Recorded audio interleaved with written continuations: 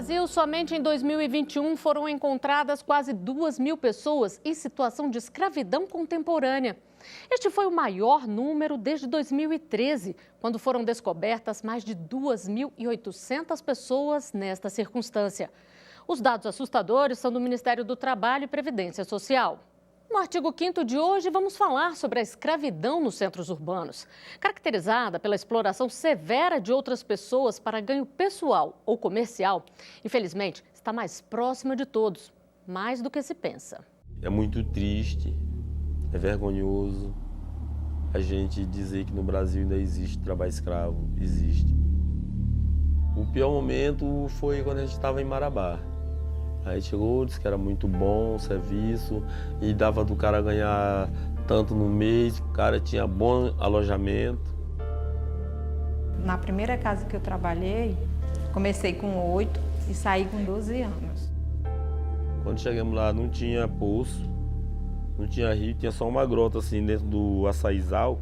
A gente para beber chegava, limpava assim, ia juntando, botava um pano, cortava a camisa na boca do carote e coando. Na hora que você bebia água tinha gosto de ferro, daquele ferrugem. Sempre ele falava que não tinha saldo, que o saldo era devedor e a gente estava sempre com fome, né? Praticamente debilitado. As pessoas aproveitam a oportunidade de que não tem. Uma vez um cara me disse para mim que como era que existia trabalho escravo porque não estava vendo ninguém chicoteado e acorrentado. Esse rapaz, se eles quebraram foi a corrente e pararam com o chicote. Mas o trabalho escravo ainda existe, mesmo dentro da cidade tem o trabalho escravo. E vamos ver agora o que diz a Constituição Federal. A nossa Constituição diz que todos são iguais perante a lei. A Carta Magna garante aos brasileiros e estrangeiros residentes no país a inviolabilidade do direito à vida, à liberdade, à igualdade, à segurança e à propriedade. Diz também que ninguém será submetido à tortura nem a tratamento desumano e degradante. Sobre o tema, eu converso agora com Guadalupe Turos, procuradora do Ministério Público do Trabalho, e com Rômulo Machado e Silva, subsecretário de Inspeção do Trabalho do Ministério do Trabalho e Previdência. Muito obrigada pela participação de vocês aqui no artigo 5º. Procuradora, eu gostaria que a senhora começasse explicando para a gente o que caracteriza o trabalho escravo moderno ou a chamada escravidão contemporânea. Hoje, nós não temos mais o trabalho escravo formal. Então, por isso que se fala em trabalho escravo contemporâneo ou análogo ao de escravo, que é análogo ao escravo de 1888. É isso que quer dizer quando se trata de trabalho contemporâneo. Eu digo que o trabalho escravo contemporâneo, ele teve início a partir da abolição da escravatura, porque a abolição da escravatura no dia 13 de maio foi meramente formal, ou seja, continuou existindo trabalho escravo, só que numa outra configuração. Hoje, o trabalhador escravizado, ele não é propriedade do seu do seu empregador, mas ele trabalha em condições que diminuem a sua dignidade, malferem a sua dignidade humana. E nós utilizamos como parâmetro os critérios previstos no artigo 149 do Código Penal. Então, segundo o artigo 149 do Código Penal, caracteriza trabalho em condições análogas a de escravo aquele executado em condições degradantes ou em condições em trabalho forçado ou em jornada exaustiva ou em situação que caracterize uma servidão por dívida. Doutor Rômulo, e o que tem sido feito pelo poder público para combater esse trabalho análogo ao de escravo? A Inspeção do Trabalho tem atuado fortemente tanto na repressão desse tipo de situação, tanto é que no ano passado, em 2021, nós tivemos o maior número de operações específicas de combate ao trabalho análogo a de escravo da história. Foram 443 operações específicas, sendo que em 196 dessas ações verificou-se a existência de trabalho análogo a de escravo. no bojo de todas essas operações, em 2021, nós tivemos aí 1.937 trabalhadores resgatados, e esses trabalhadores, além das parcelas do seguro-desemprego do trabalhador resgatado, receberam mais de 10 milhões de reais em termos de verbas rescisórias. Ainda no ano passado, Flávia, nós realizamos a Operação Resgate, ali em janeiro e fevereiro, que foi a maior operação de combate ao trabalho análogo a escravo já realizada no país, em parceria com o Ministério Público do Trabalho, com a Polícia Federal, com a Polícia Rodoviária Federal e com a Defensoria Pública da União, de modo que há uma atuação contundente do Estado na repressão desse tipo de ilícito. Então, para além da atuação da Inspeção do Trabalho propriamente dita, nós temos desenvolvido diversas ações especiais setoriais, diversos programas especiais que gerem o engajamento das representações de trabalhadores, de empregadores e da sociedade organizada, gerando conhecimento e orientação para todos. E só para complementar os números que o senhor falou, desde 1995, quando o Brasil reconheceu, diante das Nações Unidas, a persistência do trabalho escravo em seu território, até o final do ano passado, mais de 57 mil pessoas foram resgatadas. Procuradora, de que modo que a nossa legislação ampara esse trabalhador? O subsecretário falou aqui de várias ações, vários direitos que eles têm, mas como é que a nossa legislação ampara esse trabalhador? A nossa legislação é considerada de vanguarda pelos demais países. Nós temos um crime previsto, né, um tipo penal previsto no Código Penal. Nós temos instituições especializadas em direito do trabalho e que estão voltadas para a erradicação do trabalho escravo, que no caso, a fiscalização do trabalho, Ministério Público do Trabalho e também o Judiciário Trabalhista. No âmbito criminal, nós temos o Ministério Público Federal e a Justiça Federal, assim como a Polícia Federal, que também atua em parceria. Então, é um trabalho dessas instituições no sentido de erradicar. Mas nós também, complementando a resposta do Rômulo, nós temos o plano, nós temos 2 planos já desenvolvidos, nós estamos no segundo, o Plano Nacional de Erradicação do Trabalho Escravo, e que ele prevê as ações em vários eixos, 3 eixos, o eixo de prevenção, repressão e atendimento às vítimas. Doutor Rômulo, e muitas vezes as pessoas compram dessas empresas sem nem saber que elas usam o trabalho análogo ao de escravo.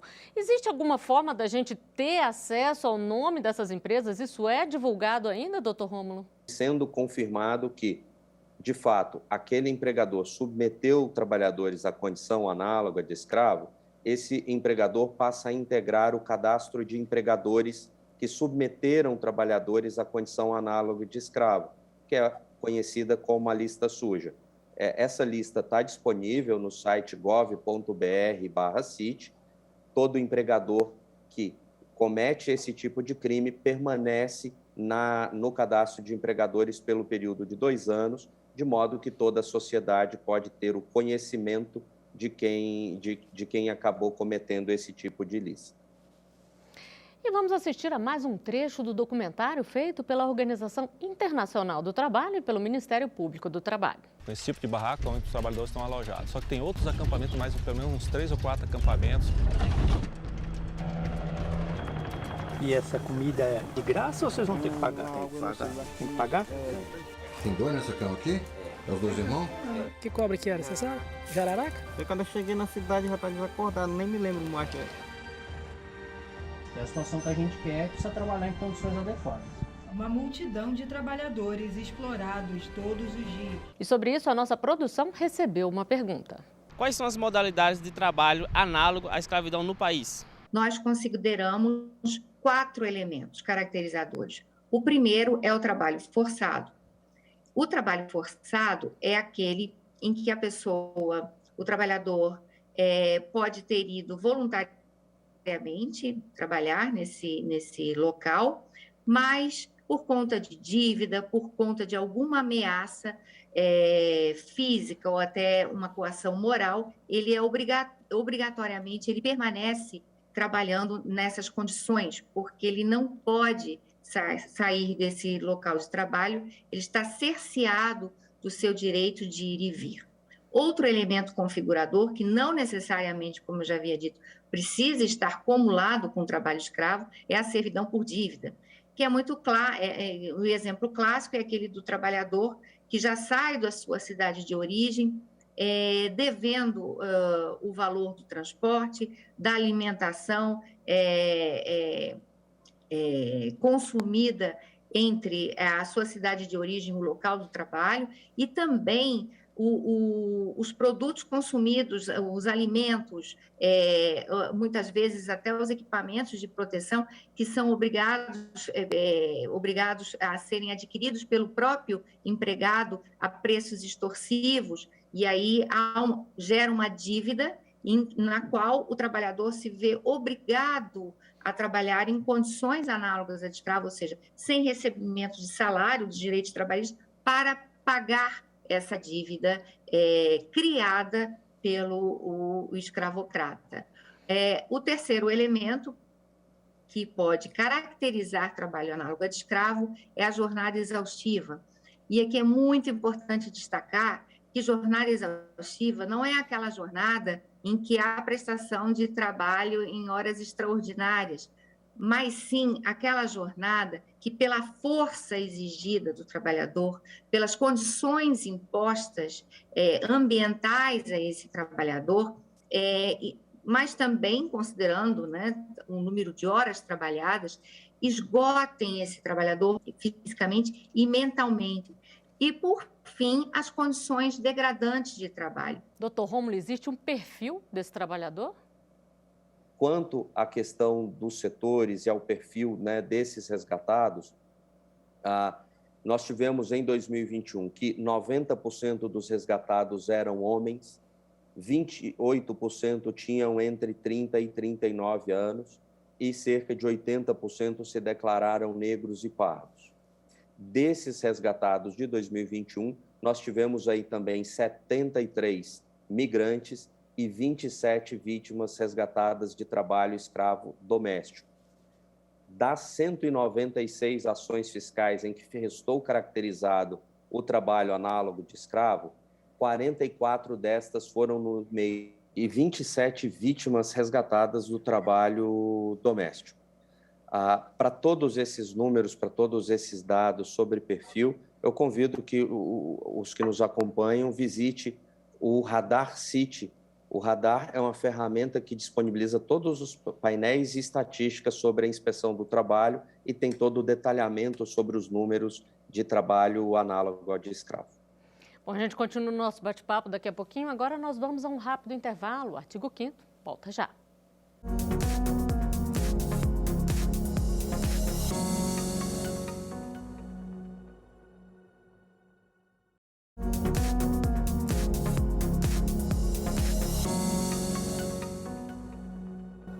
O artigo 5º está de volta, hoje falando sobre trabalho análogo à escravidão e o que o poder público tem feito para acabar com a exploração ilícita de trabalhadores, que cada vez mais toma conta dos grandes centros urbanos. Sobre esse tema, eu continuo conversando com Guadalupe Turos, procuradora do Ministério Público do Trabalho, e com Rômulo Machado e Silva, subsecretário de Inspeção do Trabalho do Ministério do Trabalho e Previdência. Para iniciar esse bloco, eu chamo mais um trechinho do documentário que estamos acompanhando ao longo do programa. Qual a tua idade, nenê? 7 anos, é? Você fica sentado aqui nessas folhas, assim, em cima da folha? E tu ganha algum dinheirinho para cortar cacau? Nada. Você ganha algum dinheiro para isso? Nadinha. Vamos. Ganha comida, né, meu filho? E sobre o vídeo, nós temos uma pergunta. Como o trabalho forçado afeta mulheres e crianças? Procuradora. Nós temos, por exemplo, nas oficinas de costura de São Paulo, vários casos em que as trabalhadoras são imigrantes, geralmente bolivianas, em que elas começam a trabalhar nessas oficinas cerceadas do direito de vir por conta das dívidas que são forçadas, né? Aquisição de alimento, de água, e também por conta da passagem gasta, do deslocamento do seu país de origem para o Brasil. Ao se colocarem nessa situação, num sistema que a gente chama de sweat system, que é o sistema de suor, em que a trabalhadora fica ali, junto com a sua família, com seus filhos, no ambiente de trabalho, onde ela presta seus serviços e ali mesmo ela dorme, pode ser considerado ali um trabalho forçado. Doutor Rômulo, a erradicação do trabalho infantil pode ser considerada aí uma prevenção a esse trabalho análogo ao de escravo?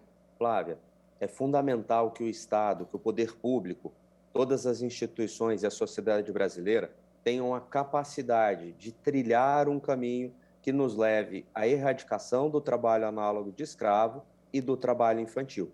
Para isso, tem todo esse trabalho de repressão que é feito pelo Ministério do Trabalho, pela Inspeção do Trabalho, em parceria com todos os demais órgãos públicos, mas é fundamental também a construção de uma agenda que leve a conduta, que promova a conduta empresarial responsável e que promova o trabalho decente.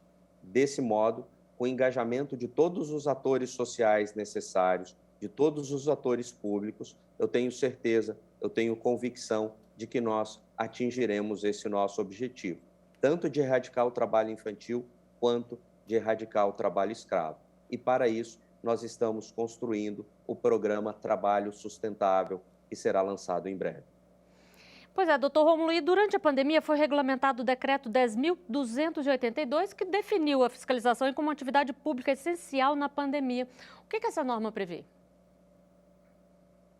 Esse decreto, Flávia, ele previu que a fiscalização do trabalho, que a inspeção do trabalho era atividade essencial, exatamente por causa da necessidade de, no momento de pandemia, ter sequência a atuação do poder público, a atuação da fiscalização, tanto no que tange às questões de trabalho escravo e infantil, mas quanto em todas as demais áreas de atuação da inspeção do trabalho. Então, o reconhecimento da inspeção do trabalho como atividade essencial foi fundamental para possibilitar a continuidade de todas as ações, especialmente no momento que nós tivemos aí o lockdown, o fechamento de algumas cidades. Então, a fiscalização, durante toda a pandemia, seguiu atuando na plenitude dos seus esforços, verificando também as condições de segurança e saúde no trabalho, o devido pagamento do salário dos trabalhadores, o devido recolhimento do FGTS, a jornada de trabalho, enfim, a fiscalização seguiu atuando, verificando toda a parte das normas de proteção ao trabalho. Procuradora, de que forma, normalmente, casos como esse que a gente falou agora, chegam ao Ministério Público? É sempre por meio de denúncia? Geralmente são denúncias formuladas por vizinhos, por conhecidos dessa empregada doméstica. Já recebemos denúncias realizadas pelos sindicatos ou também por conhecidos, por meio do Disque 100. E essas denúncias podem ser feitas na página da Procuradoria do Ministério Público do Trabalho e também pelo sistema IP da Fiscalização do Trabalho. E, geralmente, uma pessoa que é pega nessas condições, ela tem direito a uma reparação, não é, procuradora? Sim, com certeza. E a atuação do Ministério Público do Trabalho e da Fiscalização do Trabalho é muito forte nesse sentido. Primeiramente, porque as domésticas, elas são trabalhadoras invisíveis, né? É uma atividade historicamente não reconhecida como um trabalho. É uma atividade desvalorizada em razão da informalidade. Eu diria até mais, é a forma mais clássica de trabalho escravo que nós temos na nossa sociedade estruturalmente escravagista. Então, a partir do momento que encontramos trabalhadora doméstica em situação análoga de escravo, a primeira coisa a ser feita é o resgate, cálculo de todas as verbas rescisórias devidas, como também a condenação da família, do núcleo familiar escravocrata, a uma reparação a essa trabalhadora e essa família pelos danos morais individualmente causados e também a sociedade pelos danos morais causados justamente por malferir a dignidade de uma pessoa, de um ser humano. Lembrando que o Brasil existe na Constituição da República, ela é pautado, existe como fundamento da nossa Constituição a dignidade da pessoa humana. Então, a partir do momento que o trabalhador é malferido da sua dignidade, viola os seus direitos fundamentais, como também a toda a sociedade. Doutor Rômulo, a gente sabe que esse tipo de trabalho análogo ao de escravo muitas vezes fica invisibilizado ali, porque é dentro de uma residência. Por isso é tão importante as pessoas estarem atentas aí ao que se passa ao redor delas e denunciar, caso tenham conhecimento de um caso assim? Com certeza, Flávia. Com a conscientização da sociedade, nós já observamos que houve um aumento do número de denúncias desses casos.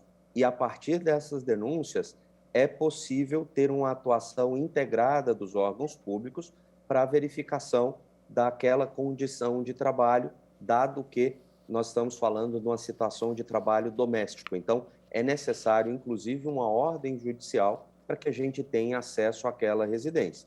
É fundamental que a gente conscientize toda a sociedade e, a partir daí, nós podemos ter um aumento qualificado das denúncias para atuar com foco, com estratégia e até pensar em toda a construção da política pública, tanto na prevenção, quanto no resgate, quanto no pós-resgate, de como fazer o encaminhamento desses trabalhadores para ter toda a assistência e o amparo do Estado após o momento de resgate.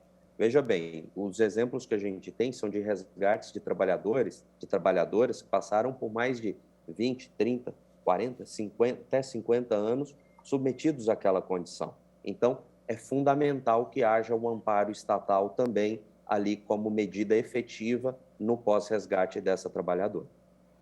Em caso de denúncia envolvendo trabalho escravo doméstico, em razão da garantia constitucional da inviolabilidade de domicílio, obrigatoriamente o Ministério Público do Trabalho tem que entrar com uma ação na Justiça do Trabalho, pleiteando uma tutela provisória, pleiteando uma liminar para que a equipe de fiscalização do trabalho e do Ministério Público do Trabalho possa adentrar nessa residência denunciada e verificar as condições de trabalho imposta a essa empregada doméstica. A partir daí é que são feitas todos os trâmites para verificação se há ou não trabalho análogo de escravo, se confirmam ou não os fatos denunciados. E, uma vez confirmados, são feitos os cálculos das verbas trabalhistas, tudo que deixou de ser pago durante a contratualidade dessa empregada doméstica e também, a partir desse cálculo, o Ministério Público do Trabalho ingressa com uma ação na Justiça do Trabalho, exigindo o pagamento de todos esses direitos, mais uma indenização pelos danos causados individualmente a essa trabalhadora e seus familiares, assim como o dano moral coletivo. Muitas dessas ações, o Ministério Público requer também, faz pedidos para o bloqueio de bens dessas famílias e uma pensão mensal para garantir a subsistência dessa empregada a partir do momento que ela sai dessa situação e passa a ter uma vida digna, uma vida própria. Então, esses pedidos geralmente estão sendo deferidos pelo Judiciário Trabalhista. E o artigo 5º de hoje chega ao final. Procuradora Guadalupe, secretário Rômulo, muito obrigada pela participação de vocês aqui no programa. Eu agradeço também a sua companhia. Você pode rever os nossos programas no site da TV Justiça ou acompanhar o nosso canal no YouTube. Até o próximo artigo 5º. Tchau.